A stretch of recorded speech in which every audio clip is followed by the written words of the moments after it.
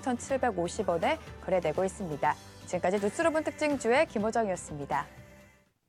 네, 시장에 클릭을 많이 받은 뉴스들 어떤 것인지 또 관련 종목들에 대해서도 분석을 해봤습니다. 이번에는 뉴스에서 투자 아이디어를 한번 얻어보도록 하죠. HB투자자문 박지연 연구원 함께하겠습니다. 어서 오세요.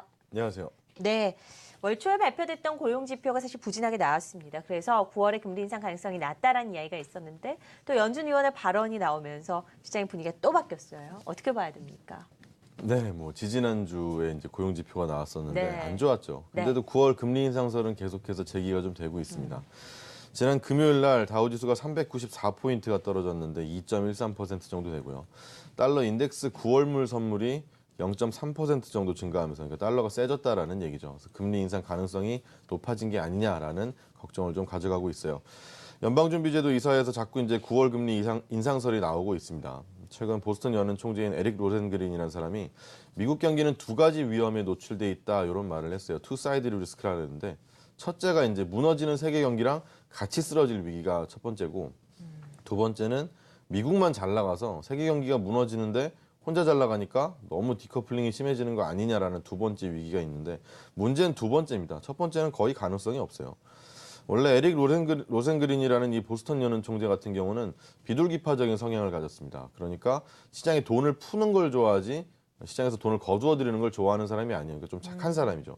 근데 이번에는 매파적인 발언을 했는데 금리 상승을 더 늦춘다라고 하면 뭐 미국 경기는 앞으로 이제 이미 잘 되고 있으니까 향후 또 크게 문제는 없을 거고 게다가 금리까지 안 올려버리면 과열되는 미국 증시를 미국도 경기를 어떻게 잡아줄 거냐 이거죠. 진정시켜야 된다라는 건데 근데 그때 가서 이제 금리를 올리겠다 해봐야 늦는다라는 이야기를 하고 있는 겁니다.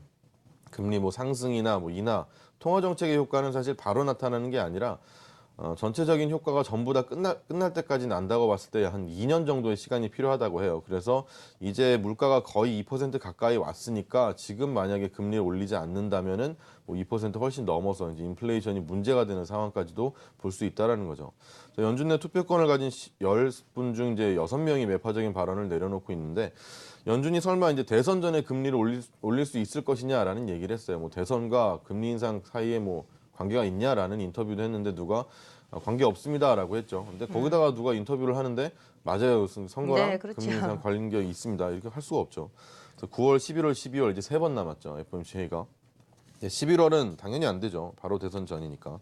그럼 12월은 대선 끝나고서 이제 막 이제 백악관 주인 바뀌어서 짐 싸고 막 그러고 있는데 12월에 금리 올린다 그러면 안 되죠. 남은 건 이제 9월밖에 안 남아 보이고 이제 20일에서 21일까지 연준회의 이제 한 일주일 정도밖에 남지가 않았죠. 이때까지는 시장 변동성이 많이 커지지 않을까라는 불안감도 가지면서 뭐 기대도 갖고 뭐 이러고 있습니다. 네. 삼성전자 여파도 만만치 않습니다. 갤럭시 노트 7에 대해서 10개국 정도가 일단 권고 중지를 내렸고요. 항공사에서는 잇따라서 기내 반입을 금지시키고 있는 상황입니다. 어떻게 타파될까요? 이런 상황이? 뭐 미국 정부기관에서도 이제 갤럭시 7은 쓰지 말라고 네. 권고를 하고 있는 거죠. 뭐 네네. 금지하는 건 아니고. 그렇습니다. 근데 미국에서 현재 1등 스마트폰 업체는 아이폰인데 애플이 최근에 고전하고 있는 와중에서 이런 이슈가 터지니까 옳거니 하는 거죠. 그리고 맞습니다. 혹시나 외국 기업 때리기를 하는 게 아니냐라는 지적인데 예전에 소니의 배터리 리콜 사태를 좀 생각을 해보면 예전에도 대형 리콜이 한 번 있었고 요것 때문에 이제 소니가 결국 삼성 SDI, 뭐 LG화학, 파나소닉 여기에 밀려가지고 망했습니다. 그래서 올해 7월 리튬 이온 전지 사업부는 매각을 발표를 했죠. 근데 삼성 걱정 물론 되죠. 근데 실제 일어난 사태가 맞죠. 그리고 분명히 배터리가 터질 수 있는 건 사실인데 배터리가 터질 수 있는데 사용 중지 권고는 과도한 거는 절대 아닙니다. 뭐 자국의 국민이나 아니면 비행기 안전을 위해서라도 그렇습니다. 필요한 예. 조치인 거고 마침 애플 신제품이 나오는 때랑 맞물렸으니까 애플한테 좀 더 기회를 주는 게 아니냐라는 소리가 나올 수 있는데 그 시간에 삼성전자가 입을 피해를 계산하는 게 더 우리에게는 유익하지 않을까라는 생각도 해봅니다. 사실 이 삼성 때리기가 아니냐라는 의혹이 생길 수밖에 없습니다. 폭발과 그렇죠. 관련된 나오는 뉴스 대부분 미국 쪽에 위치를 하고 있는 상황이고요. 네. 이런 부분 저희가 손실 규모를 확인해 보자라고 이야기를 했습니다. 갤럭시 7 말고 우리 반도체 이야기도 한번 더 해보도록 하죠. 중국이 향후 5년간 반도체 사업 육성에 54조 원을 쏟아붓는다고 합니다. 네. 삼성전자에 미치는 여파는 어느 정도가 될까요? 뭐 당장이라기보다는 결론적으로 말씀드리면 당장이라기보다 장기적으로는 쉽지 않겠죠. 네. 시장이. 이제 중국이 반도체 산업 육성을 위해서 국영 기업인 칭화 유니그룹을 중심으로 최소 10개의 반도체 생산 공장을 더 이제 늘린다고 합니다. 니혼게이자이 신문이 추산한 향후 5년간 중국 투자 금액이 한 5조 엔 정도, 53조 7천억이고 최근 5년간 부은 돈의 2배가 넘습니다. 그리고 미국에서 베인앤컴퍼니가 관측한 중국 투자 규모는 2010년부터 10년간, 2020년까지 해서 한 1,080억 달러, 119조 4,500억. 둘이 추산한 거를 다 봐도 굉장히 많은 액수인 걸 알 수가 있는데 제조업에서 비제조업으로 중국은 이제 넘어가는 와중입니다. 그래서 제조업에 큰 신경을 별로 원래 안 쓰는데 남은 게 이제 제조업에서 몇 개 안 되는 것 중에 하나가 반도체 산업이고 요거를 이제 육성하겠다라는 건데 기술은 별로 없는데 돈이 많다 보니까 외국 투자를 유치하는 걸 굉장히 좀 좋아합니다. 기술이 들어오는 걸 좋아하고 또 해외 기업들도 중국 투자하는데 적극적이고 미국의 인텔이 다렌시의 메모리 공장 생산 능력 확대 방침을 했고 그리고 삼성전자는 또 중국에 추가 투자 가능성이 있다고 하고 기술을 따라잡는 데는 물론 굉장히 오랜 시간이 걸리겠죠. 그래서 기술 때문에 만약 삼성전자가 기술에 뒤처져서 매출이 떨어지는 일은 발생하지가 않을 거예요. 근데 중요한 거는 중국이 이제 돈을 앞세워 가지고 한꺼번에 생산을 좀 많이 하고 특히 칭화 유니그룹 같은 경우도 지금 낸드 플래시 메모리는 늘리고 있는데 여기다 이어서 D램까지 생산을 할 수 있다라고 생산 품목에 장착을 하게 되면 세계적인 반도체 수급 불균형이 생길 수 있다라는 점이죠. 너무 많이 생산돼서 이제 가격이 떨어질 수 있다라는 측면인데 예전에 철강도 중국이 뛰어들었다가 세계 철강 업체들 다 망했고 그리고 태양광도 뛰어들었다가 전 세계 태양광 업체들 대부분이 다 도산하는 경우가 있었죠. 네. 물론 뭐 휴대폰 사업부가 됐든 반도체 사업부가 됐든 삼성전자한테 현재 위기인 건 맞다라는 생각에서 두 가지 소식을 좀 전해왔습니다. 네. 뉴스로 본 특징주였습니다. 어떤 종목들 눈에 살펴봐야 되는지 그리고 어떤 뉴스들이 있었는지 투자 아이디어까지 짚어봤습니다. HB투자자문 박재현 연구원이었습니다. 고맙습니다. 고맙습니다.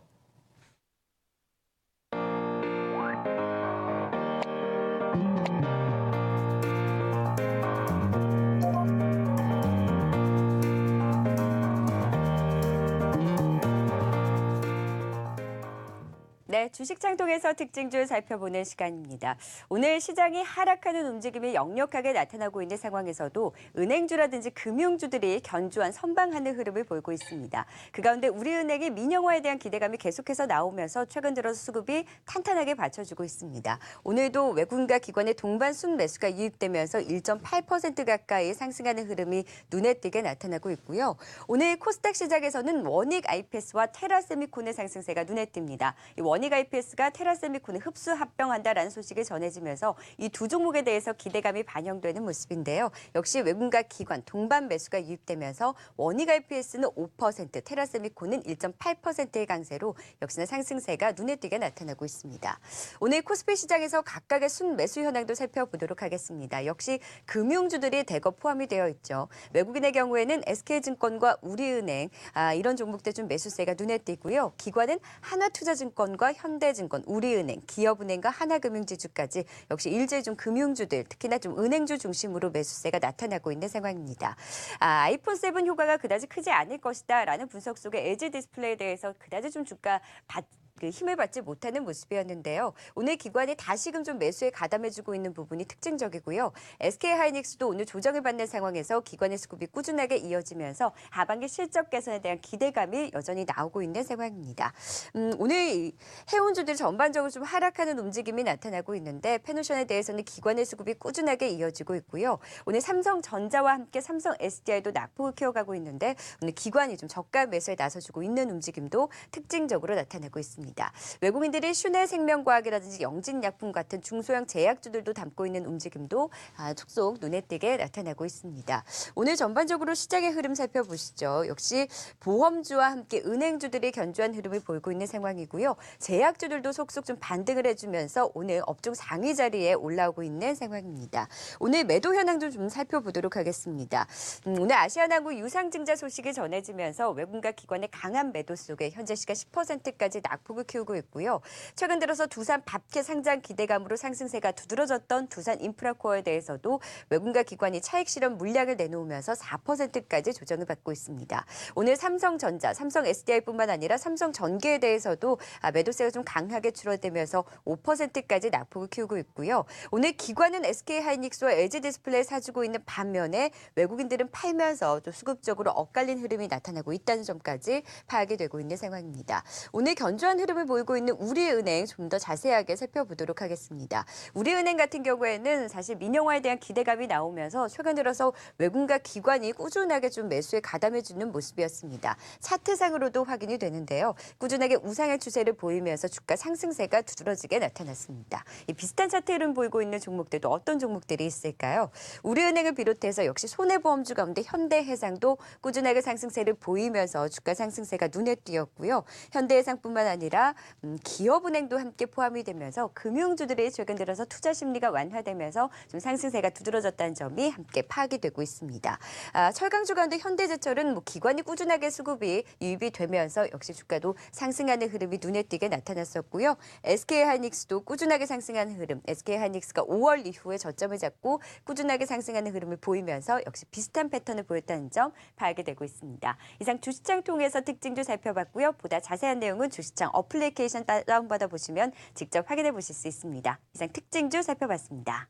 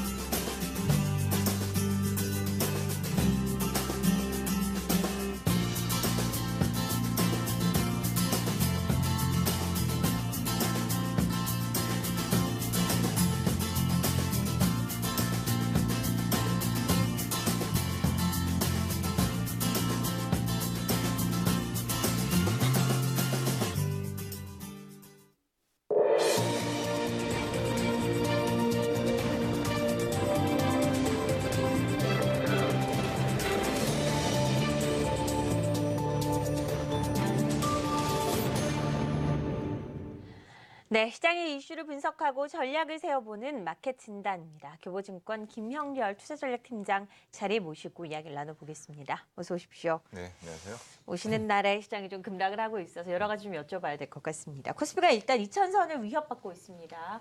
어떻게 보시나요? 네, 오늘 조금 전 타이틀에서 나갔었던 부분에서 알 수 있듯이 상당히 악재가 많이 몰린 느낌이고 네. 또 악순환이 반복되는 듯한 상황이 연출되고 있습니다. 상당히 찜찜한 추석 연휴를 앞두고 있다라는 생각이 드는데요. 역시 미국 금리 인상의 어떤 부담에서 시작된 위험자산 기피가 다소 좀 완만하게 우리에게 다가올 것으로 좀 봐왔었지만 상당히 급진적으로 반응하는 모습 등을 보여주면서 오늘 월요일 국내 증시가 상당히 큰 충격을 받고 있는 모습이다라고 생각이 들고요. 더군다나 지난 금요일 미국의 북한의 이 핵실험 이슈가 다시 한번 또 등장하면서 그렇잖아도 다소 좀 저가 매수 심리를 고민해 볼 만한 시점에 또 이런 어떤 대기 매수자들을 관망세로 돌리게끔 만든 상황 등이 네. 결국 수급 공백을 만들었다라고 평가할 수 있을 것 같습니다. 네. 또 지난달 이어서 이 연중 최고치를 경신하는데 가장 크게 기여했었던 것이 역시 삼성전자였는데 가장 중요한 역할을 담당했던 삼성전자가 이 갤럭시 노트 7에 대한 이슈 등으로 인해서 이틀 만에 10%의 시가총액이 날아가는 현상이 나타나 주었었기 때문에 결국 악순환의 연속이다라는 그 표현이 좀 합리적인 해석이다라고 볼 수 있을 네. 것 같고요. 문제는 이 상황이 어떤 추세적 의미를 갖고 있느냐가 가장 좀 중요한 변수다라고 볼 수가 있는데 2,000선까지 도달하게 되는 과정은 어떤 악재의 영향들도 분명히 있어 왔었지만 지난 8월 이후에 대형주에 대한 쏠림 현상이 다소 좀 심화되면서 이에 대한 부작용을 우리가 조금 겪고 있다라고 평가를 할 수 있을 것 같습니다. 특히 IT에 몰렸었던 돈들이 많았었는데 이런 단기적 자금 등이 이탈되면서 시장 심리가 많이 위축 축되어 있다라고 볼 수 있을 것 같고요. 또 현재 글로벌 투자자들이 가장 많이 의식하고 있는 변수 중에 하나가 미국 금리 인상 여부 등인데 이 변수가 추석 연휴가 끝난 다음에 일정을 앞두고 있는 상태이기 때문에 네. 굳이 연휴 전에 어떤 포지셔닝을 설정할 필요가 있겠느냐라는 어떤 관망 심리가 매수세 어떤 매수 강도에는 분명한 영향을 주었었다는 쪽으로 평가를 할 수 있을 것 같습니다. 또 하나 시장에 주는 어떤 중요한 변화 중에 하나가 채권 시장의 의미를 담고 있는데요. 오늘 그 채권 시장에서 국고채 3년물 수익률이 1.34까지 치솟은 상태입니다. 물론 오늘 금리의 상승폭은 다소 좀 크지는 않지만 지난 일주일 사이에 금리가 10bp나 오르는 현상이 나타나 주었었기 네. 때문에 지금의 이런 불안한 환경에서 굳이 투자를 한다라면 어떤 저가매를 갖고 있는 주식에다 투자를 할 것인가 아니면 결국 미국이 9월 달에 금리 인상을 하지 않는다라고 가정을 할 경우에는 우선순위 관점에서는 주식보다는 채권을 선호하는 쪽에 대한 분위기가 현재 감지되어 네. 가고 있다는 점이죠. 이런 영향들까지 현재 증시에 영향을 주다 보니까 너무도 쉽게 코스피 2000선이 위협받고 있다라고 평가를 할 수 있을 것 같습니다. 시장에 대한 여러 가지 위축을 시킬 만한 요인들은 상당히 많은 것이 사실입니다. 추석 연휴를 앞두고 이것이 단기 조정에 그칠 것인지 아니면 추가적인 조정 가능성이 더 큰지가 궁금합니다. 어느 쪽에 더 무게를 실어야 됩니까? 네, 저는 이달 들어서의 이런 조정 사항 등이 추세적으로 자리를 잡는다라고 생각하고 있지는 않고요. 네. 또 코스피가 2000선을 하회할 가능성도 저는 개인적으로는 좀 낮지 않을까라는 생각이 듭니다. 만약에 이탈되더라도 상당히 찰나의 어떤 순간에 가깝지 않을까라는 판단이 드는데 가장 이 현재의 조정 사항을 단기 조정으로 믿을 수밖에 없는 이유 중에 하나는 미국의 통화 정책 기조가 그렇게 급진적이지는 않다는 점입니다. 투자자들이 걱정하는 9월 금리 인상 가능성도 그렇게 현실적이지 않을 뿐더러 만약에 인상을 하게 된다 하더라도 그 후속적인 어떤 인상의 시기가 빨라질 수 있을 만한 근거는 많이 부족하다는 점이죠. 현재 미국의 어떤 저물가 상황이 지속되는 이유 중에 하나는 내수 소비도 상당히 경직되어 있는 이유 중에도 하나가 있지만 또 다른 이유 중에 하나는 기업들의 투자 활동이 현저하게 더 약화되었기 때문입니다. 그런데 이런 상황에서 만약에 미국이 금리를 올려버리게 되면 투자 활동은 더 압박을 받을 수 있는 여지 등이 커진다는 네. 점이죠. 따라서 미국의 어떤 통화 정책 기조에 대한 신뢰를 갖는다라면 지금의 조정 사항은 다소 좀 예민한 반응이다라는 평가가 가능할 것 같고요. 또 현재 글로벌 경기 여건 역시 상당히 점진적 회복을 보여주고 있는 상태이기 때문에 당장 우리가 침체 위험에 직면해 있는 상태까지는 분명히 아니다라는 점이죠. 또 신흥국 경제가 과거처럼 이렇게 어떤 경기에 대한 어떤 변동성이 확대될 때 그 충격을 고스란히 흡수하게 되는 어떤 상황 등이 자주 연출되고 있지는 않는다는 점입니다. 또 다른 변수 중에 하나는 역시 풍부한 유동성을 우리가 갖고 있다는 점을 들 수가 있겠는데요. 그렇죠. 오늘 가장 걱정했었던 사항은 지수가 급락하는 상황에서 여기에서 올 연초 이후에 매수에 힘을 실어줬었던 외국인이 엎는 상황. 이런 상황이 만약에 연출되었다라면은 다소 좀 걱정이 확대될 수밖에 없었을 겁니다. 그런데 현재 시간 기준으로 외국인의 매도가 한 1,000억 원 정도에 그쳐가고 있고 오히려 선물 시장에서는 비차익을 중심으로 지금 프로그램 매수가 유입되어 가고 있다는 것은 이 단기적인 급락 상황이 완전히 어떤 마무리 단계다라고까지 믿고 있지는 않겠지만 어느 정도 마무리 단계에 접근해 가고 있다라는 어떤 그런 기대감 등을 외국인과 어떤 프로그램 매수 주체들은 어느 정도 감지를 하고 있다는 점이겠죠. 따라서 다소 좀 지금의 시점이 긴 연휴를 앞두고 있기 때문에 이런 내용 등이 결합되면서 다소 좀 충격을 세게 받고 있는 상황이 나타나주고 있는데 지금의 상황을 어떤 추세적 하락이다. 라고 할 수 있을 만한 근거는 다소 좀 부족하다는 점 등을 생각해 보실 필요가 있을 것 같습니다. 알겠습니다. 금리 인상 우려는 둘째 치더라도 지금 시장이 주목하고 있는 것이 바로 삼성전자입니다. 오늘도 급락세를 기록을 하고 있고요. 급락 여파는 어느 정도라고 보십니까? 네, 우선 이익 관점에서 봤을 때는 다소 좀 부담을 받을 수밖에 없겠죠. 네. 지난 2분기 실적 발표 이후에 다소 좀 기대감 등을 키워왔었는데 이번 노트7과 관련 이슈에 따른 어떤 단기 실적에 대한 방향들도 있고 앞으로 삼성전자의 영업 환경에도 어떤 영향을 줄지에 대한 우려 등이 다소 좀 이틀간의 주가 급락으로서 어느 정도 반영되어 가고 있는 과정이지 않느냐라는 생각이 듭니다. 당장 3분기와 4분기 실적에 대해서는 다소 눈높이를 낮춰야 될 필요성은 큰데 문제는 이 실적에 대한 악화의 정도가 우리가 걱정하는 것만큼 그렇게 아주 긴박한 상황까지는 아니다라는 점이죠. 또 이 지금의 문제를 투자자들도 분명히 많이 걱정을 하고 있는 상태이지만 이 상황에 대해서는 분명 삼성전자 측에서도 어느 정도 대비를 하고 있는 부분일 겁니다. 네. 결국 투자자 신뢰의 회복을 위한 시장과의 소통 작업 등은 본격적으로 나설 수 있는 가능성이 크다라고 판단이 들고요. 이 과정에서 여러 가지 또 성장 요인과 다음 이 문제를 극복하기 위한 대안 등이 시장에서는 제시될 수 있는 가능성이 크다는 점입니다. 따라서 뭐 삼성전자가 뭐 휴대폰 판매량에 대해서 분명히 어떤 투자 심리가 영향을 받는다라는 점은 분명한 사실이지만 이 문제를 또 극복하는 과정이 삼성전자의 어떤 프리미엄을 다시 한번 부여하는데 하나의 기회가 될 수 있다는 점 등을 생각해 볼 필요가 있을 것 같고요. 과거에 글로벌 기업들이 이 같은 역사적 리콜 사태들을 한 번씩들은 다 경험을 해왔었습니다. 네. 그리고 그 결과가 지금에 와서 생각을 해서 보면 하나의 어떤 단기 실적에 대한 문제에서 그치는 것이 아니라 그 글로벌 기업이 글로벌 수요자에게 어느 정도의 신뢰를 구축하게 되는 하나의 과정으로서 어떤 그 발판이 되었었던 사례 등도 네, 분명히 그렇죠. 있었다는 점이죠. 결국 삼성전자에 대한 어떤 주가의 변동 사항 등에 대해서 너무 극단적인 해석을 해 나가는 어떤 과정보다 이 문제를 해결해 나가는 어떤 방법에 대해서도 주목해 두는 것이 지금은 좀 필요한 때이지 않을까라는 생각이 듭니다. 네. 추석 연휴 동안 확인해야 할 변수와 함께 대응 전략을 함께 들어보도록 하겠습니다. 네, 우선 단기적으로 짧지 않은 연휴 기간 동안입니다. 맞습니다. 이 예. 기간 동안에 발표되는 글로벌 거시지표 등에 따라서 그 다음 주에 예정되어 있는 미국 통화정책 FOMC에 대한 어떤 시장 해석 등이 본격적으로 시작될 것 같고요. 달러와 가치 변동과 이에 반응하는 신흥국들에 대한 상황들을 살펴보실 필요가 높은데 지난 1년 전 반응을 한번 생각해 보실 필요가 있습니다. 9월 FOMC를 앞두고 지난 1년 전에는 상당히 걱정이 컸었고 신흥 증시는 급락이 연속적으로 반복이 되어 왔었는데 지금의 상황 그 가능성이 어느 정도 엿보이지만 어느 정도의 차이점도 분명히 발견되어 가고 있다는 점 등에 대해서 주목하실 필요가 있고 연휴 기간 동안에 나오는 거치 지표 등은 9월 금리 인상 가능성을 다소 좀 그 확률을 조금 떨어뜨리게 되는 결과가 나올 가능성 자체가 조금 더 크다는 점입니다. 단기적으로는 좀 관망 심리가 필요할 것이다라 판단이 들고요. 오늘이 만약에 어떤 첫 번째 투매 상황이다라면 조금 더 진행되었을 때는 충분히 가격 바닥이 형성될 수 있지 않을까. 결국 단기적 관점에서는 기술적 어떤 반등을 전제한 대응 전략을 고민하시는 것이 바람직할 것 같고요. 추세적 대응 관점에 있어서는 FOMC가 끝난 이후부터 충분히 대응이 가능하시다는 점을 전제하시면서 연휴를 전후한 어떤 대응 전략을 마련하시는 것이 필요할 것 같습니다. 네, 대응 전략까지 들어봤습니다. 교보증권 김영래 투자전략팀장 함께했습니다. 말씀 고맙습니다. 네, 감사합니다.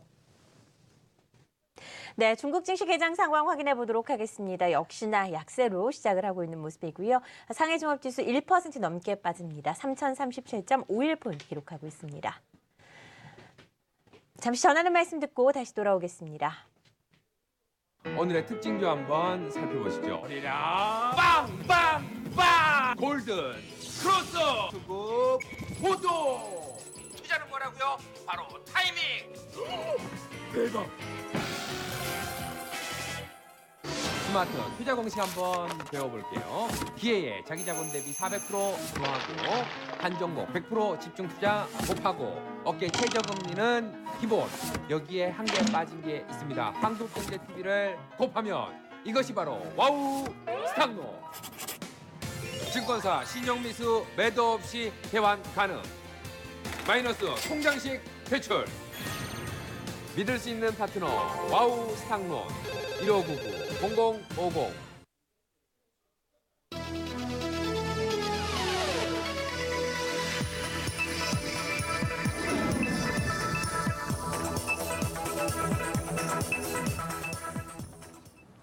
지난달 기나긴 마이너스 행진에 마침표를 찍었던 한국 수출이 이달 들어 다시 불안한 모습을 보이고 있습니다. 12일 관세청에 따르면 9월 들어 지난 12일까지 수출액은 135억 3,100만 달러로 지난해 같은 기간보다 3.6% 줄었습니다. 월별 수출액은 지난해 1월부터 올 7월까지 19개월째 감소를 이어오다 지난달 증가로 반전했었지만 최근 한진해운 법정관리 사태에 따라 수출 물량 운송 차질이 빚어지면서 다시 감소세로 돌아서던 모습입니다. 한진해운의 선박 4척이 열흘 만에 미국 항구에 들어가 짐을 내릴 수 있게 됐습니다. 하지만 다른 선박 수십 척의 하역에 필요한 자금 마련이 난항을 겪고 있어 물류대란 사태는 계속될 전망입니다. 이준호 기자의 보도입니다. 미국 롱비치 항만 인근에 대기 중인 한진해운 소속 선박 4척이 우리나라 시간으로 11일 터미널에 입항해 하역을 재개했습니다. 해상을 떠돌던 한진해운 선박이 미국 항구에 들어가 짐을 내리게 된 것은 열흘 만입니다.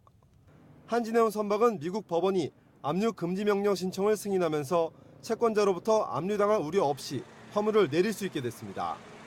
한진해운은 법원의 승인을 받아 선박 4척의 하역비 용도로 미국 은행 계좌에 $10,000,000를 보유하고 있습니다. 현재 한진해운이 보유한 컨테이너선 97척 가운데 하역을 완료한 선박은 국내와 중국, 베트남, 중동 등 20척에 불과합니다. 나머지 77척은 부산을 비롯해 미국과 독일, 스페인, 멕시코 등 거점 항만 인근에서 대기하고 있습니다. 정부는 국내 항만으로 복귀하도록 유도할 선박을 제외하고 집중적으로 관리해야 하는 선박은 41척으로 파악하고 있습니다. 한진해운이 이들 선박에서 짐을 모두 내리는 데 필요한 돈은 약 1,700억 원으로 추산됐습니다. 하지만 정부와 채권자는 담보 없이 추가 자금을 지원하지 않겠다고 밝혀 실제 짐을 내릴 수 있을지는 미지수입니다. 조양호 한진그룹 회장이 400억 원을 내놓겠다고 했지만 한진해운 선박의 운항을 정상화하기에 턱없이 부족한 상황입니다. 주형환 산업부 장관은 이번 사태를 조속히 타개하기 위해 한진해운 대주주는 책임 있는 모습을 보여달라고 강조했습니다. 결국 한진해운의 자금 마련이 계속 난항을 겪을 것으로 보여 물류대란 사태도 당분간 이어질 전망입니다. 한국경제TV 이준호입니다. 배터리 폭발 논란으로 전량 리콜이 결정된 갤럭시 노트 7에 대해 삼성전자가 국내 이용자들에게 사용 중지를 권고했습니다.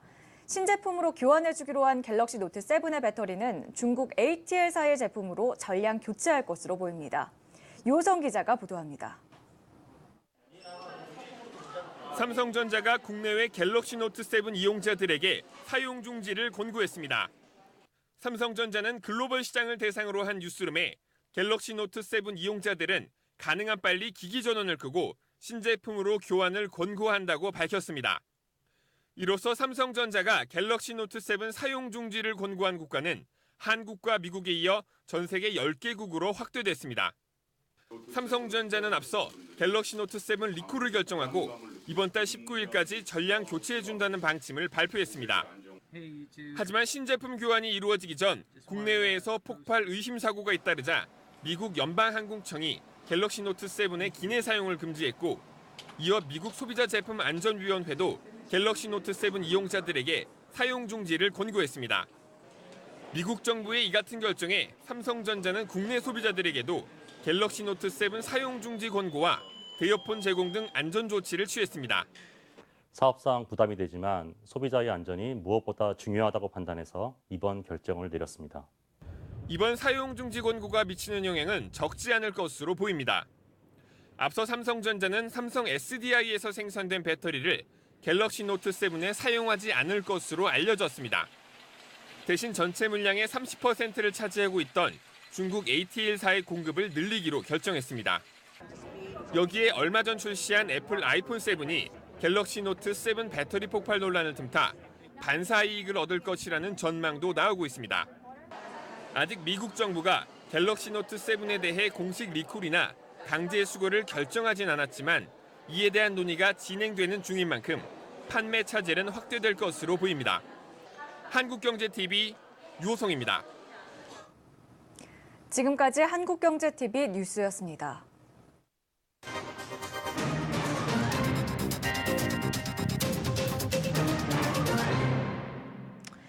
네, 우리 주식 투자 유망주를 살펴보는 종목 분석 시간입니다. 메리츠존금증권 여의도금융센터 소환섭 과장 함께하겠습니다. 어서 오세요. 네, 안녕하십니까. 네, 시장의 낙폭이 큽니다. 네이버가 지난주부터 좀 조정을 받기 시작했는데 네. 관심 종목이었잖아요. 네네. 많이 올랐었는데요. 목표가 네. 90만 원 유지해도 될까요? 뭐 일단 목표가를 90만 원으로 설정했던 이유는 모바일 쪽 광고 수익이 좋아진다. 그리고 모바일 환경이 좋아지면서 광고 수익이 늘어날 수 있는 구조로 변해간다라는 부분이었고요.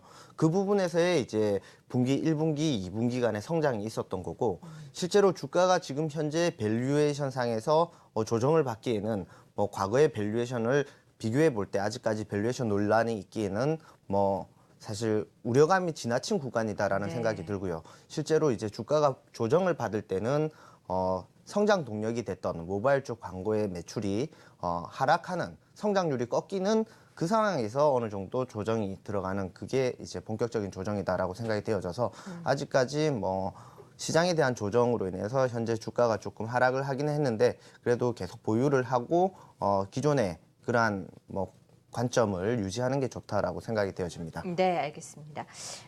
D&T 그리고 보강산업은 일단 시장 대비 견조한 흐름을 보였습니다. 추가 대응 전략 어떻게 세워야 될까요? 네, 아무래도 그때 보강산업 같은 경우에는 이제 시간상 제가 투자 포인트에 대해서 자세히 말씀을 못 드렸었는데요. 네. 첫 번째가 이제 대구 지역 골재에 대한 쇼티지 그렇기 때문에 이익률이 굉장히 좋아지고 앞으로도 매출이 늘어날 수 있는 그러한 구조다라고 말씀을 드렸었는데 두 번째 포인트가 아무래도 대구 지역에 군위 쪽에 이제 골재를 채취할 수 있는 채광 단지가 있습니다. 그게 땅으로는 한 13만 평 정도 되는 자리인데요. 지금 최근에 이제 대구 쪽 공항 이전에 대해서 후보지로 군위나 의성, 영천 등이 거론이 되면서 그쪽 지역의 인근의 땅값이 조금 이렇게 움직이는 그러한 영향이 있고 실제로 이제 골재를 채취를 하다 보면 시간이 흐르게 되면 실제로 가치가 없었던 골재의 가치만 가지고 있었던 그 부지가 어느 정도 평탄화가 이루어지면서 상업지로 변할 수도 있는 그러한 가능성이 있기 때문에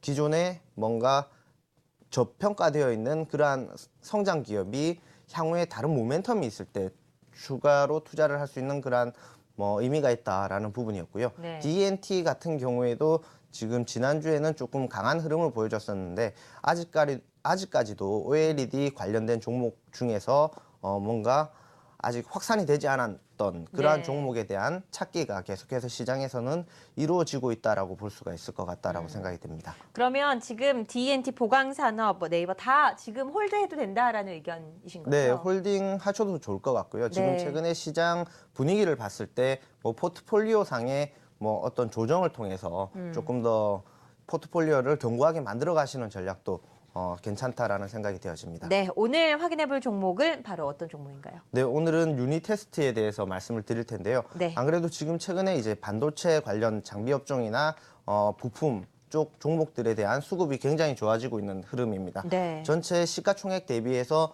매수 금액이 많았던 30개 종목을 놓고 보게 되면 그중에 뭐 보통 한 30% 정도가 최근에 계속해서 반도체 쪽 종목이 꼽히는 모습을 볼 수가 있는데요. 그만큼 이제 수급이 반도체 장비 쪽에 돌고 있다라고 볼 수가 있을 것 같고 그중에 이제 뭐 쉽게 우리가 반도체를 좋다라고 얘기할 수 있는 기본적인 이유가 최근에 뭐 PC를 사거나 뭐 핸드폰을 살 때 저희가 점검을 하는 부분이 램이 몇 메가냐 네. 그리고 뭐 하드가 어느 정도냐 이렇게 묻기를 하는데 최근에는 이제 하드로 묻지를 않고 SSD는 어떤 걸 쓰냐 이렇게 물을 정도로 시장의 반도체 쪽 트렌드가 변해가고 있다라고 생각이 되어지고요.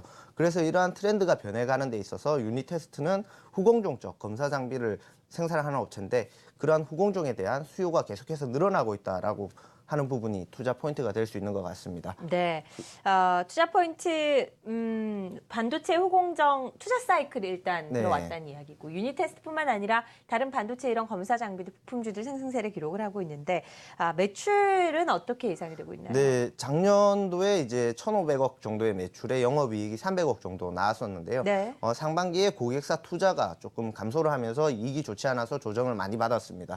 그런데 지금 최근에 이제 6월에 히타치랑 닉스 쪽에서 수주가 한 550억 정도 됐었고요. 3분기부터 본격적으로 이제 수주에 대한 매출이 반영이 될 전망이라서 이제 하반기 들어갈수록 실적은 좋아질 수 있다라고 볼 수가 있을 것 같습니다. 네. 그리고 17년대에는 이제 16년에 새로운 낸드 쪽 검사 장비 개발이 있었는데요. 그 부분에 대한 신규 입찰이 진행이 되면서 17년에는 아마 퀀텀 점프가 가능하지 않을까 하는 이러한 기대감도 가져보기 때문에 실적도 앞으로 우상향할 수 있는 그러한 상황이다라고 볼 수 있을 것 같습니다. 네, 투자 전략 세워볼까요? 예, 오늘 매수가는 이제 시장이 조정을 받을 때 네. 9,800원 정도의 매수를 하시고요.